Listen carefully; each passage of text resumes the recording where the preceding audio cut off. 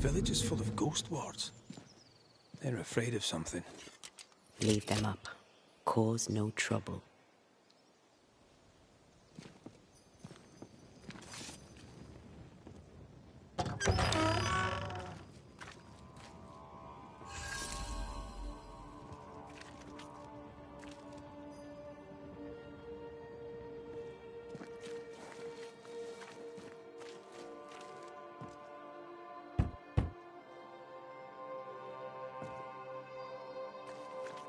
Oh there! Anyone home? Where did they go? The well, recently sealed. Below, it feels off. Smells off too.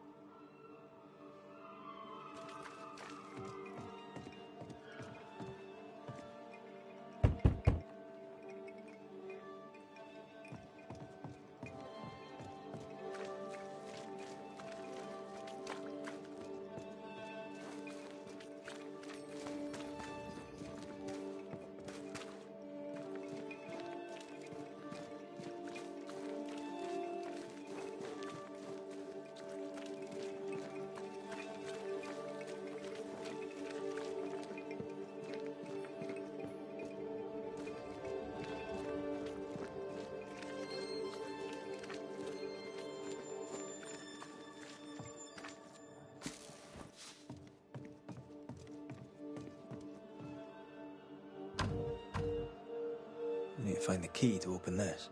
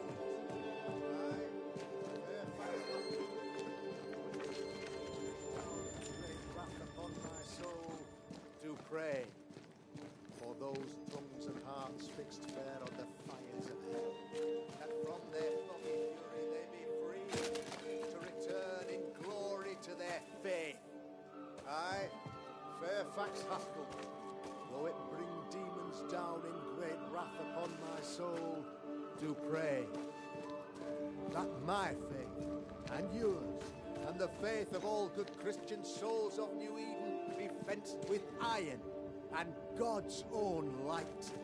Aye, Fairfax Haskell, though it bring demons down in great wrath. Friends, find fortitude in our success. Exiled from our homes by the devil's machinations, we congregate before the Lord in this new meeting house. We gather, we worship, we overcome. And we shall be well protected by the holy ward my son now makes under my instruction. For I have spent hours countless in your service, poring through books and papers, devouring the oeuvre of my peers, that our meeting house be safe. Fairfax Haskell, for whom the word pompous was invented. Half-built? Yes. Open to the four winds? Yes. But already it is resplendent with our faith. A shining reminder of our renewed belief in better days. McCraith, Mr. McCraith. I thought you. What happy portent, what most excellent news. What blessings. I applaud your valorous deeds. O fate, I say, dead sir, I thought you dead. Maybe I am. Do not make light of such matters, my friend, for the devil's wrath is wide awake, and his claw scratches at our door, metaphorically speaking. I'm alive. I promise. My friends, I shall deliver this sermon another time. The battle with the devil's legions is ongoing, and Mr. McCraith and I have much to discuss.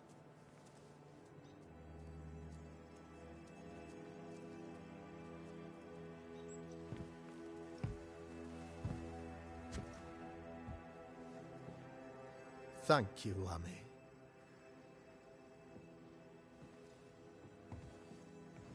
Behold this miracle of ours, Mr. McCraith. Exiled we, yet in our darkest hour we find the moral vigor to build this humble monument to resilience. But you and I must speak of darker matters. For we, erudite men of higher learning, know that evil yet walks. There is much work to be done. Indeed there is. Yes, yes. Forgive the inelegance of my welcome. You are alone. Do I surmise that Miss Duarte is no more?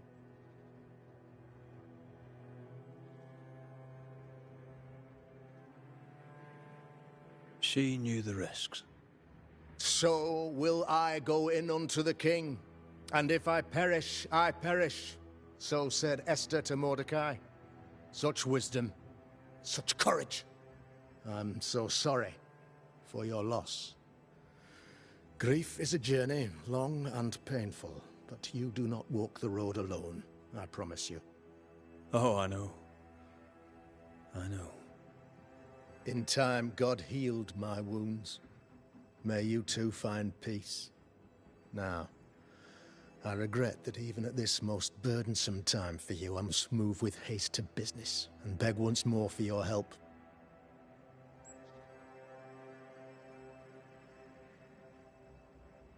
What's going on? It must be serious if you're asking for my help. Since your defeat at the meeting house, the devil, heartened and emboldened, goes from strength to strength. He insinuates himself among my people, reveling in the suffering of the disease he unleashes upon us. It pits one against the other. Suspicion tears this community apart once again.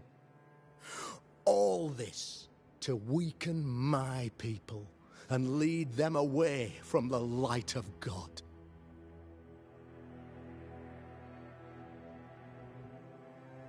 In times of disease, you need doctors, and I'm no doctor. We'll not treat the symptoms, we'll tear out the root. An agent of the devil walks among us. A witch? You must find her. Or him, as it may be. You and I share great expertise. But I'm a man of position, while you, sir, are much more familiar with field work. Go, meet my people, walk amongst them.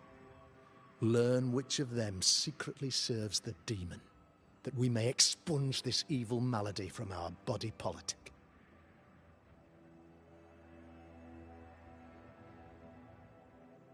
What makes you think there's a witch at work here? Aye, sir, I'm a man of God and intellect. I can read the signs.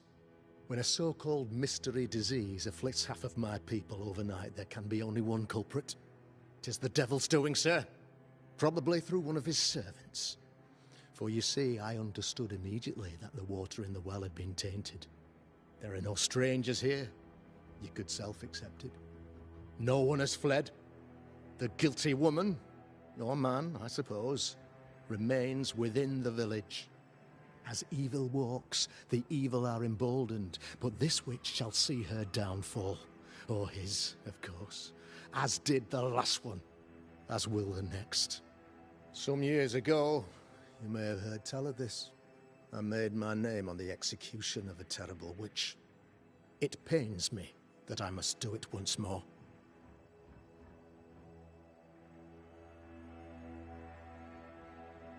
This illness, tell me of it. Upon my arrival here in the Harrows, I immediately set about protecting the place with consecrated tokens. Safeguarded from the curse, we all felt safer, for a time. Then some devil poisoned the well, our only source of water. Someone on the inside, mind. Spoiled water proves nothing.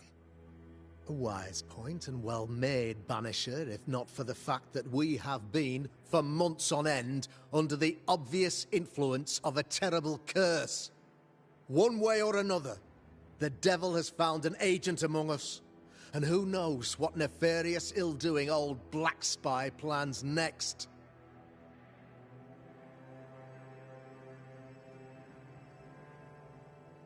I noted your ghost wards with some interest. Ghost wards, an interesting name. I call them sanctifiers, a name more palatable to my flock.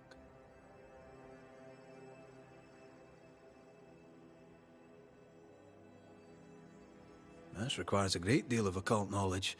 Where did you learn your craft? Etienne Roulet, one of the greatest demonologists of our time, is a good friend of mine. I improved upon his work.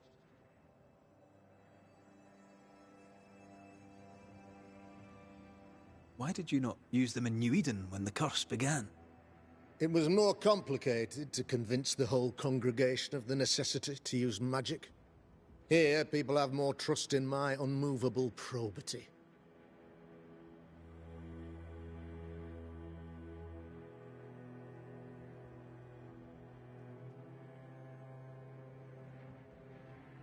A man in your position must know what goes on in his own community. Why, of course, I know all that there is to know. Or near enough. Ask your questions, sir. Ask away. How goes the colony? Sir, the body politic bears a heavy weight. Not content with weakening their flesh, the devil's evil attacks the people's hearts and minds. Until you expose the culprit, the harmony of this divinely beautiful commonwealth shall remain marred by suspicion and mistrust. Long story shortened, people are not getting along.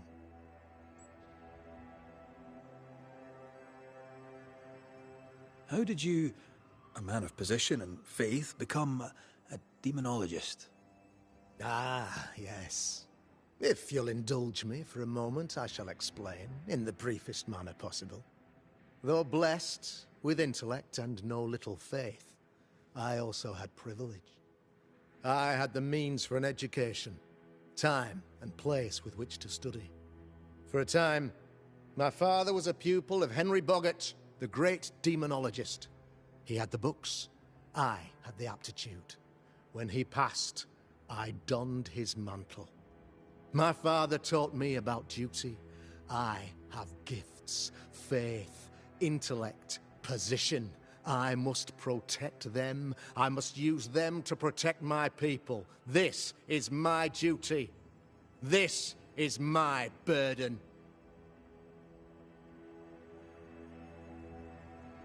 Your son, how would you describe him? Lamentation? How would I describe him? Well, he's curious. Inquisitive, I mean, as opposed to peculiar. Although he has his moments there, too. I tried to teach him demonology, to make him the third generation of witch hunters. But he revealed no disposition. Occult knowledge could only obfuscate his good nature. At heart, he is a naive boy who reads a lot and doesn't say much.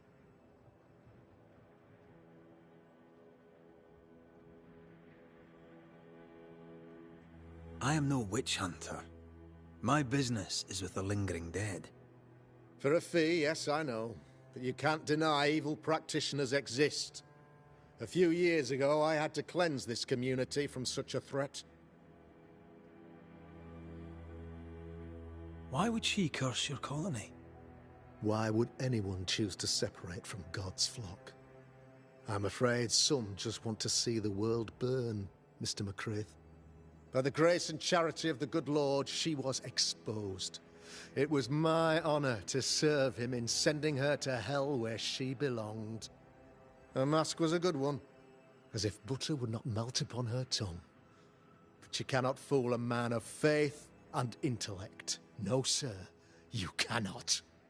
You'll not mind me saying it, but for a Puritan paradise, you seem to get more than your fair share of witches. God has not forsaken us, but someone here does the devil's work. Find me a witch, Mr. McCraith. Return this place to the Lord. I'm a working man, Governor, but the Lord does seem happy to pay, so I'll do what I can.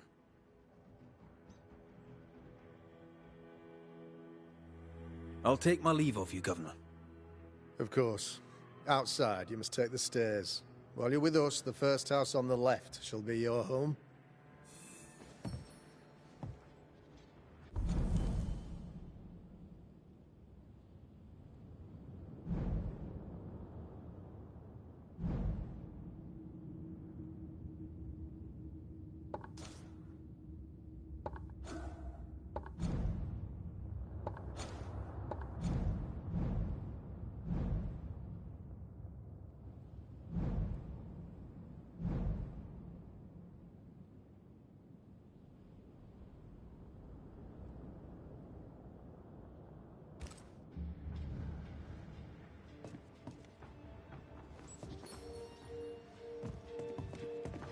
Another witch hunt.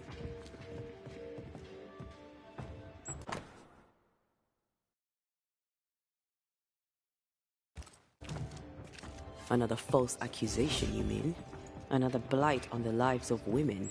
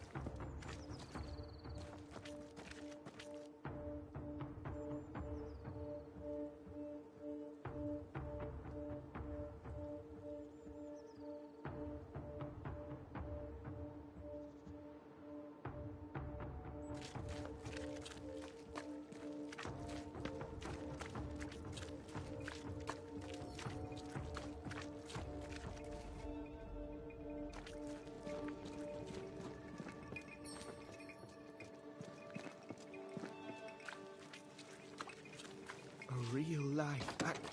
Ghost Ward. I think you can safely knock it over. No more wards.